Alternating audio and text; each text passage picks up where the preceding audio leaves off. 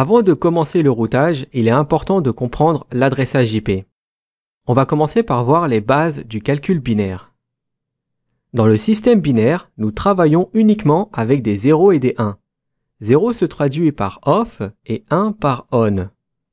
Le bit à l'extrême gauche est appelé le bit le plus significatif car il a la valeur la plus élevée. Et le bit à l'extrême droite est appelé le moins significatif car il a la valeur la plus faible.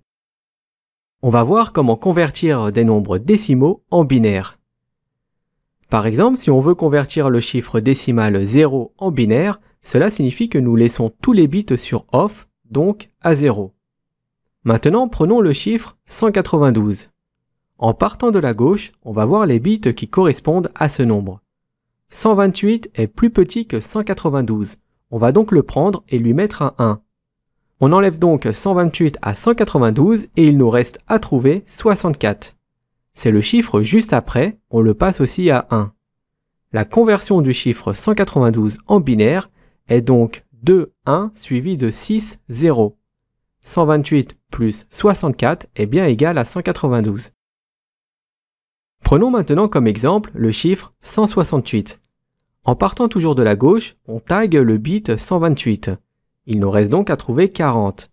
Comme 64 est plus grand que 40, on ne le prend pas. Par contre, on va prendre le bit d'à côté, le 32. Il nous reste plus qu'à passer le bit numéro 8 à 1 et nous avons notre conversion. 128 plus 32 plus 8 est égal à 168. Si nous voulons convertir le chiffre 1 en binaire, eh bien rien de plus simple car le 1 match qu'avec le bit le plus à droite. Une adresse IP que l'on retrouve très régulièrement en réseau est la 192.168.0.1. Eh bien nous pouvons la convertir désormais très facilement en binaire. Un petit dernier pour la route, le chiffre 255.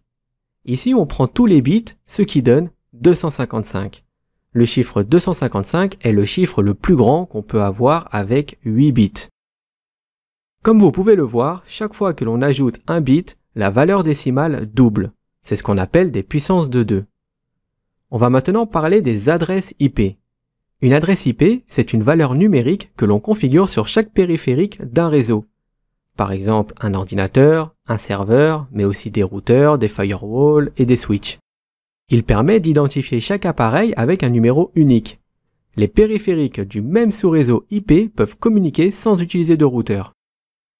L'adresse IP est composée de 32 bits divisés en 4 blocs de 8 bits, ce qui nous donne bien 32 bits au total.